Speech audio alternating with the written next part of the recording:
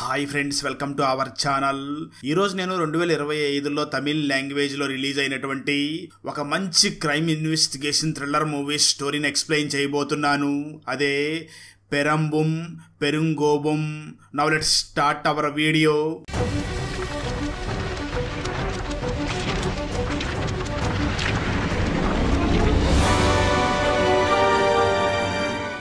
Video start చేసే ముందు మన ఛానల్లో లాస్ట్ వీడియోకి వచ్చిన బెస్ట్ కామెంట్ ఏమిటో చూద్దాం. అండ్ ఈ కామెంట్ నేను పర్సనల్గా సెలెక్ట్ చేసింది అయితే కాదు, సాఫ్ట్వేర్ ఆటోమేటిక్గా ఈ వీడియోని లైక్ చేసి కామెంట్ చేసిన బెస్ట్ కామెంట్ని ర్యాండమ్గా సెలెక్ట్ చేస్తుంది. So keep commenting. నెక్స్ట్ మీ కామెంటే సెలెక్ట్ అయ్యే ఛాన్స్ ఉంది. And thanks for commenting. Now let's start our video. Open చేస్తే మూవీ స్టార్టింగ్లో జీవా ట్రైన్లో జర్నీ చేస్తూ ఉంటాడు.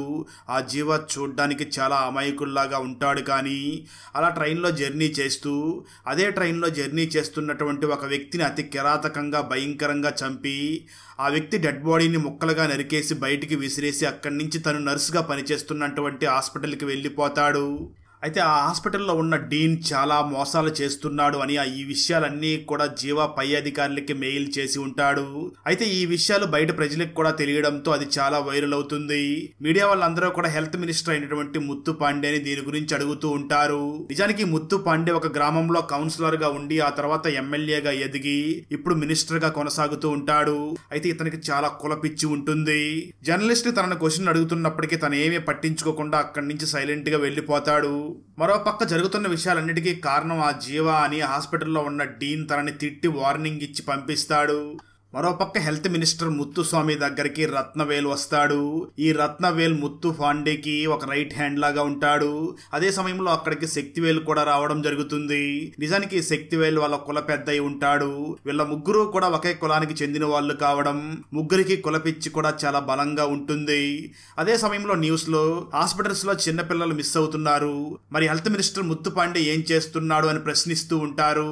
ఇది మొత్తం చూసినటువంటి ముత్తు పాండే వెంటనే ఆ హాస్పిటల్ డీన్ కి ఫోన్ చేసి హాస్పిటల్లో పిల్లలు మిస్ అవుతున్నారంట, మీరేం చేస్తున్నారు, మీడియా వాళ్ళు నన్ను తిడుతున్నారు, దీని అంతటికీ కారణం ఏమిటి అని అడగడంతో దానికి డీన్ వెంటనే ముత్తు పాండేకి సమాధానం చెప్తూ ఇదంతా కూడా హాస్పిటల్లో మేల్ నర్స్ అయినటువంటి జీవానే చేస్తున్నాడు అని అంటూ ఉంటాడు.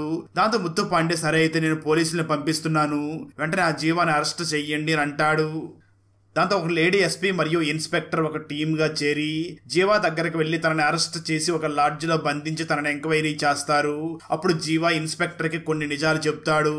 ఆ నిజాలను విన్నటువంటి ఇన్స్పెక్టర్ ఒక్కసారిగా షాక్ అవుతాడు. అయితే ఇక్కడ ఆ జీవా ఏం చెప్పాడు అన్న విషయం అయితే మనకు చూపించరు, కానీ జీవా చెప్పిన మాటలకి ఆ ఇన్స్పెక్టర్ షాక్ అయ్యి వెంటనే అదే విషయాల్ని తీసుకుని వెళ్లి ఎస్పీకి వివరిస్తాడు. దాంతో ఎస్పీ వెంటనే ఇన్స్పెక్టర్ ని చూసి ఈ విషయాలు బయటపడితే చాలా మంది వివిఐపీలు సమస్యలు ఎదుర్కోవాల్సి వస్తుంది, దీన్ని చాలా కేర్ఫుల్ గా డీల్ చేయాల్సి వస్తుంది, ఇది ఎవరికీ తెలియకుండా మనం డైరెక్ట్ గా మెజిస్ట్రేట్ దగ్గరికి వెళ్లి రిమాండ్ తీసుకుందామని ఆ జీవాని మెజిస్ట్రేట్ దగ్గరికి తీసుకుని వెళ్లి 15 రోజులు రిమాండ్ తీసుకుని జైల్లో వేస్తారు. ఆ తర్వాత ఇన్స్పెక్టర్ వెంటనే ఆ జీవా చెప్పింది నిజమో కాదో తెలుసుకోవడం కోసం జీవా సొంత ఊరికి వెళ్ళగా జీవా ఇంట్లో కేవలం వాళ్ళ అమ్మ మాత్రమే అక్కడ ఉంటుంది. ఇన్స్పెక్టర్ వెంటనే జీవా మదర్ని కలిసి ఆ జీవా గురించి అడిగే ప్రయత్నం చేయగా జీవా మదర్ మాత్రం అసలు ఏమీ మాట్లాడకుండా తన పని తను చేసుకుంటూ ఉంటుంది. దాంతో ఇన్స్పెక్టర్ వెంటనే గ్రామంలో ఉన్న ఒక వ్యక్తిని విచారించగా ఆ వ్యక్తి ఇన్స్పెక్టర్ని చూసి సార్ ఆమె తన కొడుకు జీవా ఇంటి నుంచి వెళ్లిపోయినప్పటి నుంచి తను ఆ విధంగానే ప్రవర్తిస్తుంది అని అంటూ ఉంటాడు. అప్పుడే ఇన్స్పెక్టర్కి ఆ వ్యక్తి ద్వారా జీవా గురించి కొన్ని విషయాలు తెలుస్తాయి. కొన్ని సంవత్సరాల క్రితం ఆ గ్రామంలో వెన్నెల అనే ఒక అమ్మాయి తక్కువ కులానికి చెందినటువంటి ఒక అబ్బాయిని ప్రేమించి ఇంట్లో నుంచి పారిపోయి పెళ్లి చేసుకోవాలి అనుకుంటూ ఉంటుంది. జీవా వాళ్ళకి సపోర్ట్ చెయ్యాలి అనుకుంటూ ఉంటాడు. ఒకరోజు వెన్నెల మరియు తను ప్రేమిస్తున్న ఆ అబ్బాయి ఊర్లో నుంచి పారిపోతూ ఉంటారు. ఆ సమయంలో ప్రెజెంట్ హెల్త్ మినిస్టర్ గా ఉన్నటువంటి ముత్తు పాండే అప్పుడు కౌన్సిలర్ గా ఉండి ఉంటాడు. ఈ ముత్తు పాండే తన రైట్ హ్యాండ్ అయినటువంటి రత్నవేల్ అలాగే శక్తివేల్ ముగ్గురు కలిసి ఇంటి నుంచి పారిపోతున్నటువంటి ఆ జంటని తీసుకుని వచ్చి పంచాయతీ ఏర్పాటు చేసి వీళ్ళకి సరైన శిక్షను విధించాలి, అప్పుడే ఈ గ్రామంలోని వాళ్ళు కులాంతర వివాహం చేసుకోవాలి అంటే భయపడతారు అని చెప్పి వెంటనే ఆ వెన్నెల చెవిలో పురుగుల మందు పోసి చాలా బలంగా చెవి మీద కొడతారు. దాంతో వెన్నెల మెంటల్ వచ్చినట్లుగా అయిపోతుంది. తన కళ్ళ ముందే వెంటనే తను ప్రేమించినటువంటి ఆ అబ్బాయి మీద పెట్రోల్ పోసి కాల్చి చంపేస్తారు. ఇది మొత్తం చూసినటువంటి జీవా మదర్ వీళ్ళిద్దరికి సహాయం చేసింది జీవా అని తెలిస్తే తన కొడుకుని చంపేస్తారేమో అని చాలా భయపడిపోతూ ఉంటుంది. దాంతో జీవా మదర్ వెంటనే జీవాని కేరళలో ఉన్న మహాసముద్రం అనే గ్రామానికి చదువుకోవడానికి పంపించేసి ఉంటుంది. అలా జరిగింది మొత్తం ఆ గ్రామంలోని వాళ్ళు ఇన్స్పెక్టర్కి ఇన్ఫార్మ్ చేస్తారు. దాంతో ఇన్స్పెక్టర్ వెంటనే మహాసముద్రం వెళ్లి అక్కడ మళ్ళీ జీవా గురించి ఎంక్వైరీ చేస్తాడు. ఇక్కడ మళ్ళీ స్టోరీ గతానికి వెళ్తుంది. నిజానికి జీవా అక్కడికి వెళ్లి అక్కడ ఒక లాడ్జ్ లో పనిచేస్తూ చదువుకుంటూ ఉంటాడు. అదే గ్రామంలో ఉన్న సారా ఒక రోజు చర్చి ఫాదర్ దగ్గరికి వెళ్లి చాలా బాధపడుతూ, మా అక్కకి అనారోగ్యంగా ఉంది, తను త్వరలోనే చనిపోయేలాగా ఉంది, కానీ మా బావ మాత్రం మా అక్క ఎప్పుడు చనిపోయిద్దా అని ఎదురు చూస్తున్నాడు. ఎందుకంటే మా అక్క చనిపోతే నన్ను పెళ్లి చేసుకోవాలి అని చాలా ఆతృతగా ఎదురు చూస్తున్నాడు. దానికి మా అమ్మ కూడా సపోర్ట్ చేస్తుంది అంటూ చాలా బాధపడుతూ ఉంటుంది. దానికి ఆ చర్చి ఫాదర్ మాట్లాడుతూ, నువ్వేం బాధపడకు, ఖచ్చితంగా నీ సమస్యలన్నీ తీర్చడానికి ఒకడు వస్తాడు అని చెప్పడంతో దాని గురించి ఆలోచిస్తున్నటువంటి సారా అక్కడి నుంచి బయలుదేరి వెళుతూ ఉంటుంది. సరిగ్గా అదే సమయంలో ఒక బ్యానర్ వచ్చి ఆ సారా మీద పడబోతూ ఉండడంతో జీవా వెంటనే ఆ సారాని కాపాడుతాడు. నిజానికి ఆ సమయంలో సారా శాంటా క్లాస్ డ్రెస్ లో ఉండి ఉంటుంది. అంటే సారాని కాపాడింది జీవా అని సారాకి తెలుస్తుంది, కానీ జీవాకి మాత్రం తను ఎవరిని కాపాడాడు అన్న విషయం మాత్రం తనకి తెలియకుండా ఉంటుంది. కట్ చేస్తే ఆ తర్వాత రోజు మార్నింగ్ జీవా కాలేజీకి వెళ్ళగా జీవా చదువుతున్నటువంటి క్లాస్ లోనే సారా కూడా జాయిన్ అయ్యి వెంటనే సారా జీవా దగ్గరికి వెళ్లి తనని కాపాడినందుకు థ్యాంక్స్ చెప్తుంది. జీవా వెంటనే సారాని చూసి, అంటే నేను నిన్న కాపాడింది నిన్నేనా అని చెప్పి ఇద్దరు కూడా బెస్ట్ ఫ్రెండ్స్ అవుతారు. జీవా, సారా మరియు వాళ్ళ ఫ్రెండ్స్ అందరూ కూడా చాలా సరదాగా చదువుకుంటూ ఉంటారు. చివరికి ఫైనల్ ఎగ్జామ్స్ కూడా రావడంతో ఆ సమయంలో సారా ఎందుకో చాలా బాధపడుతూ ఉంటుంది. అది గమనించినటువంటి జీవా వెంటనే సారా దగ్గరికి వెళ్లి, ఏమయ్యింది, ఎందుకు అంత బాధపడుతున్నావు అని అడుగుతాడు.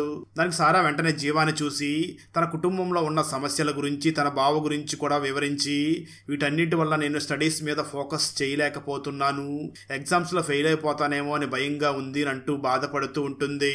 జీవా వెంటనే తనను చూసి, నువ్వేం బాధపడకు, నీకు నేనున్నాను అని చెప్పి ఎగ్జామ్స్ అన్ని పాస్ అవ్వడానికి జీవా చాలా సహాయం చేస్తూ ఉంటాడు. కట్ చేస్తే కొన్ని రోజుల తర్వాత సారా అక్కయ్య చనిపోతుంది. సారా బావ వెంటనే 2 నెలల్లో ఆ సారా ఎగ్జామ్స్ కూడా పూర్తయిపోతాయి, తనని పెళ్లి చేసుకోవాలి అని అనుకుంటూ ఉంటాడు. సారా మదర్ కూడా సారాకి పెళ్లి చేసేస్తే ఒక పని అయిపోతుంది అని అనుకుంటూ ఉంటుంది. సరిగ్గా అదే సమయంలో సారాకి ఆ చర్చ్ ఫాదర్ చెప్పిన మాటలు గుర్తుకు వస్తాయి. అంటే నిన్ను కష్టాల నుంచి బయటపడడానికి ఒక వ్యక్తి వస్తాడు అని చెప్పిన మాటలు గుర్తుకు వచ్చి, అంటే ఆ వ్యక్తి జీవానే ఏమో అనుకుని జీవాని ఒక ప్లేస్ కి పిలిచి తనకి ప్రపోజ్ చేస్తుంది. సడన్ గా తను ప్రపోజ్ చేయడంతో జీవా చాలా షాక్ అవుతాడు.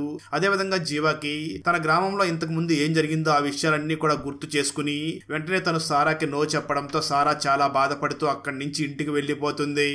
ఆ తర్వాత కాలేజీ చివరి రోజున సారా బావ వచ్చి సారాని బైక్ మీద ఎక్కించుకుని అక్కడి నుంచి వెళ్ళిపోతూ ఉండగా జీవా ఫ్రెండ్ జీవాని చూసి, రేపటితో ఆ సారా జీవితం నాశనం అయిపోతుంది అని అంటూ చాలా బాధపడుతూ ఉంటుంది. అప్పుడు జీవా వెంటనే ఏదైతే అది అయింది అని వెంటనే తను సారాకి ఫోన్ చేసి, ఈరోజు రాత్రి మనం ఇంట్లో నుంచి పారిపోతున్నామని చెప్పి ఆ రోజు రాత్రి నిజంగానే ప్లాన్ చేసినట్లుగా జీవా మరియు సారా ఇద్దరూ కూడా అక్కడి నుంచి కారులో వెళ్ళిపోతూ ఉంటారు. అలా వెళ్ళిపోయే సమయంలోనే ఆ జీవా సారాకి తాలిబొట్టు కట్టేస్తాడు. ఆ వెంటనే మనం కేరళలో ఉంటే వాళ్ళ బావ మళ్ళీ వచ్చి ఏదైనా ప్రాబ్లం అవుతుంది అని జీవా వెంటనే సారాని తన సొంత ఊరికి తీసుకుని వచ్చేస్తాడు. అలా జీవా సారాని ఇంటి దగ్గరికి తీసుకుని వెళ్ళగానే జీవా మదర్ ఇంటి దగ్గర ఉండి జీవాని చూసి, చదువుకోవడానికి పంపిస్తే పెళ్లి చేసుకుని వస్తావా అంటూ చాలా కోప్పడుతూ అక్కడి నుంచి ఇంటి లోపలికి వెళ్ళిపోతుంది.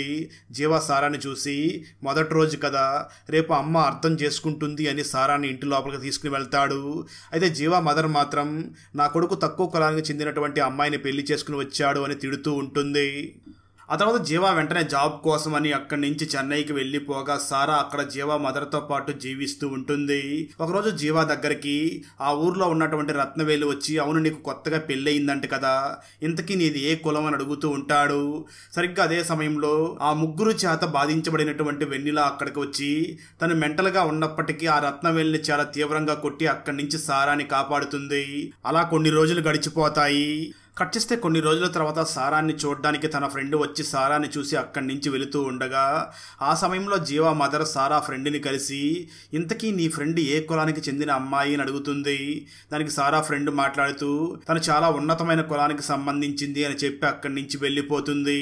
అప్పటి నుంచి జీవా మదర్ కూడా సారాని చాలా ప్రేమగా చూసుకుంటూ ఉంటుంది. జీవా అప్పుడప్పుడు పని కోసం చెన్నైకి వెళ్ళినప్పటికీ జీవా మదర్ తనని చాలా జాగ్రత్తగా చూసుకుంటూ ఉంటుంది. అదే సమయంలో సారా కూడా ప్రెగ్నెంట్ యాక్సిడెంట్ అవుతుంది. దాంతో జీవా మదరే దగ్గరుండి ఒక రోజు తనని హాస్పిటల్ కి తీసుకుని వెళ్లి చెకప్ చేయించి తీసుకుని వస్తూ ఉంటుంది. ఆ సమయంలో సారాని ఒక లారీ డ్రైవర్ చూస్తాడు. నిజానికి ఆ లారీ డ్రైవర్ కి సారా ఎవరు, సారా ఎక్కడి నుంచి వచ్చింది, సారా ఏ కులానికి చెందిన అమ్మాయి అవన్నీ కూడా తెలిసి ఉంటాయి. కట్ చేస్తే ఆ తర్వాత రోజు సారా ఇంట్లో కుర్చీలో కూర్చుని ఉండగా అప్పుడే అక్కడికి రత్నవేలు ఒక సన్నటి దారం తీసుకుని వచ్చి ఆ సారా మెడకి వేసి తనని చంపే ప్రయత్నం చేస్తూ ఉంటాడు. సారా తప్పించుకోవడానికి ప్రయత్నిస్తూ ఉంటుంది. సరిగ్గా అదే సమయంలో జీవా మదర్ కూడా అక్కడికి వచ్చి సారా కదలకుండా తన కాళ్ళు పట్టుకుంటూ ఉంటుంది. ఎందుకంటే జీవా మదర్ కి ఆ సారా తక్కువ కులానికి చెందిన అమ్మాయి అని తెలిసిపోయి ఉంటుంది. అందుకే తక్కువ కులానికి చెందిన అమ్మాయి మా ఇంటి కోడలు కాకూడదు అని తనని చంపే ప్రయత్నం చేస్తూ ఉంటారు. కట్ చేస్తే ఇక్కడే స్టోరీ జైల్లో ఉన్నటువంటి ఆ జీవా దగ్గరికి వెళ్తుంది. జైల్లో ఉన్న జీవా దగ్గరికి తన ఫ్రెండ్స్ ఫుట్బాల్ ద్వారా ఒక ఫోన్ ని పంపించడంతో తన వైఫ్ కు అన్యాయం చేసిన వాళ్ళ మీద ఎలాగైనా పగ తీర్చుకోవాలి అని జీవా వెంటనే ముత్తు పాండేకి ఫోన్ చేసి, నీ ఇంట్లో పెరుగుతున్న నీ కొడుకే కదా నీ రాజకీయ వారసుడు, కానీ నిజానికి తన నీ సొంత కొడుకు కాదు, తను ఒక కులం తక్కువ జాతికి సంబంధించిన వాడు, తను తక్కువ కులంలో పుట్టినవాడు అని అంటాడు. అదేవిధంగా రత్నవేల్ మరియు శక్తివేలికి కూడా ఫోన్ చేసి, మీ ఇంట్లో పెరుగుతున్న మీ కొడుకు అనుకుంటున్న వాళ్ళు మీ సొంత కొడుకులు కాదు, వాళ్ళు కులం తక్కువకు చెందిన వాళ్ళు అని ఇన్ఫార్మ్ చేస్తాడు. నిజానికి ఆ జీవా తన వైఫ్ కి వీళ్ళు అన్యాయం చేశారు అని తను హాస్పిటల్లో వర్క్ చేస్తూ పక్కాగా ప్లాన్ చేసి ఈ ముత్తు పాండే, రత్నవేల్ మరియు శక్తివేలికి కొడుకులు పుట్టినప్పుడు వాళ్ళ పిల్లల్ని మార్చేసి ఉంటాడు. అంటే ఆ ముగ్గురు ఇళ్లలో కూడా తక్కువ కులానికి చెందిన వాళ్లే పెరిగి పెద్దవాళ్ళు అయి ఉంటారు. ఈ విషయం తెలుసుకున్న ఆ ముగ్గురు కూడా కక్కలేక మింగలేక చాలా బాధపడుతూ ఉంటారు. అసలు జీవ ఈ విధంగా ఎందుకు చేశాడో చూపించడం జరుగుతుంది. స్టోరీ గతానికి వెళ్తుంది. సారాని జీవా మదర్ మరియు ఆ రత్నవేలు చంపాలి అని ప్రయత్నిస్తూ ఉండగా సారా తప్పించుకుని అక్కడి నుంచి వెళ్ళిపోతూ ఉంటుంది. దాంతో జీవా మదర్, ముత్తు పాండే, రత్నవేల్ మరియు శక్తివేల్ ఈ నలుగురు కలిసి ఆ సారాని తరుముతూ ఉంటారు. అలా సారా అడవిలోకి వెళ్ళగా ఈ నలుగురు కూడా సారాన్ని ముట్టడించి తనకి నిప్పంటించేస్తారు. ఆ సమయంలోనే సారా చనిపోయినటువంటి బిడ్డకి జన్మనిచ్చి తను కూడా మంటల్లో చనిపోతుంది. ఆ విధంగా సారా జీవితం నాశనం అవడంతో వాళ్ళ మీద పగ తీర్చుకోవాలి అని జీవా ఈ విధంగా చేసి ఉంటాడు. దాంతో ఆ ముగ్గురు కూడా వాళ్ళ దగ్గర పెరుగుతున్న పిల్లలు వాళ్ళ పిల్లలు కాదు అని చాలా బాధపడుతూ ఈ విధంగా చేసినటువంటి జీవాని తన కోర్టుకు వచ్చే సమయంలోనే చంపాలి అని ప్లాన్ చేస్తూ ఉంటారు.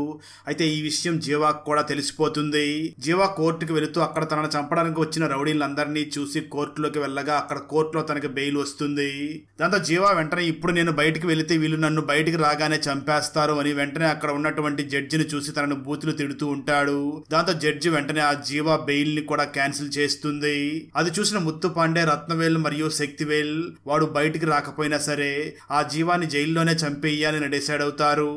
దాంతో వాళ్ళు అనుకున్న విధంగానే ఆ రోజు రాత్రి జైల్లో ఉన్న జీవాని చంపడానికి కొంతమంది ఖైదీలు రాగా అక్కడ ఉన్నటువంటి ఒక ముస్లిం యువకుడు జీవాని కాపాడతాడు. దాంతో ముత్తు పాండే, రత్నవేల్, శక్తివేల్ కూడా చాలా అప్సెట్ అయ్యి ఇక్కడ మిస్ అయితే మిస్ అయ్యాడు, ఈసారి కోర్టుకు వచ్చినప్పుడు ఎక్కడైనా ఎన్కౌంటర్ చేసేయాలి అని పోలీసులకు చెప్పడంతో ఆ లేడీ ఎస్పీ వెంటనే ఇన్స్పెక్టర్ ని పిలిచి ఆ జీవాన్ని ఎక్కడైనా ఎన్కౌంటర్ చెయ్యండి అని అంటుంది. అయితే ఇన్స్పెక్టర్ మాత్రం ఎస్పీని చూసి నేను ఆ పని చెయ్యలేను అంటూ ఉంటాడు. దానికి ఎస్పీ మాట్లాడుతూ ఇది మనకు పైనుంచి వచ్చిన ఆర్డర్, ఈ పని నువ్వు చేయకపోయినా వేరే వాళ్ళైనా చేస్తారు అని అంటూ ఉంటుంది. చర్చిస్తే ఆ తర్వాత రోజు జీవాని కోర్టుకు తీసుకుని వెళ్తూ ఉండగా ఇన్స్పెక్టర్ జీవాని ఎవరో లేని ప్లేస్ కి తీసుకుని వెళ్లి ఎన్కౌంటర్ చెయ్యాలి అని గన్ లోడ్ చేస్తూ ఉంటాడు.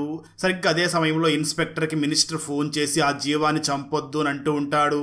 అసలు ఇక్కడ ఏం జరిగిందో చూపించడం జరుగుతుంది.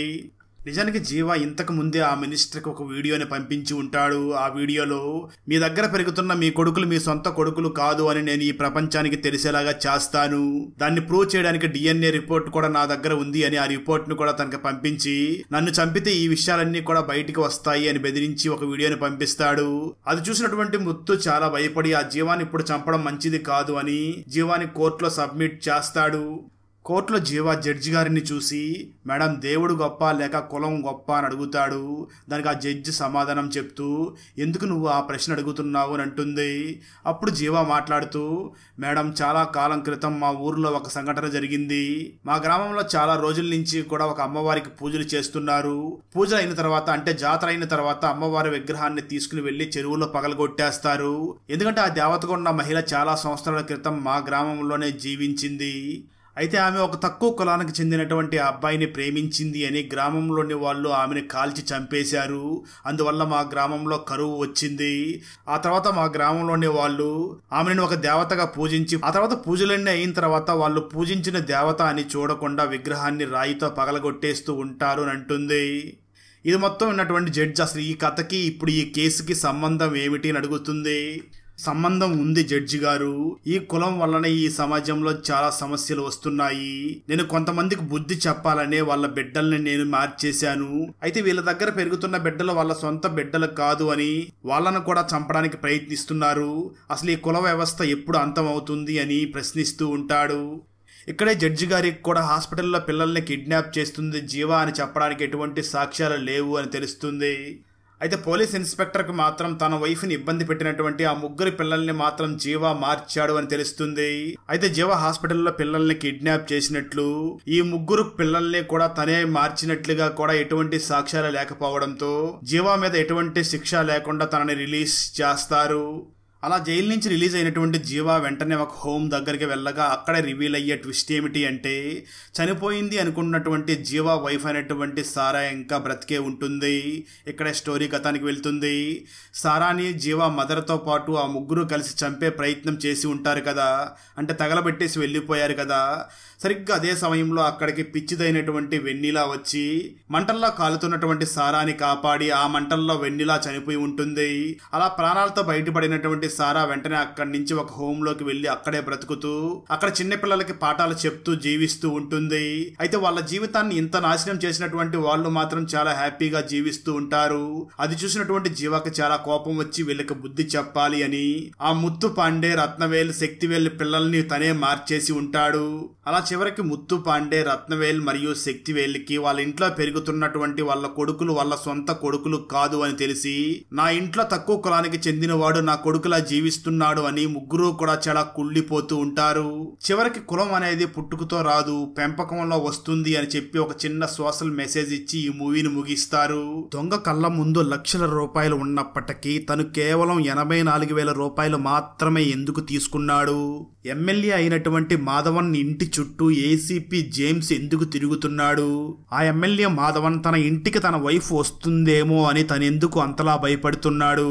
ఏసీపీ జేమ్స్ ఎందుకు దొంగ అయినటువంటి ఉన్ని కాళ్ళు పట్టుకుని బ్రతిమలాడుతున్నాడు?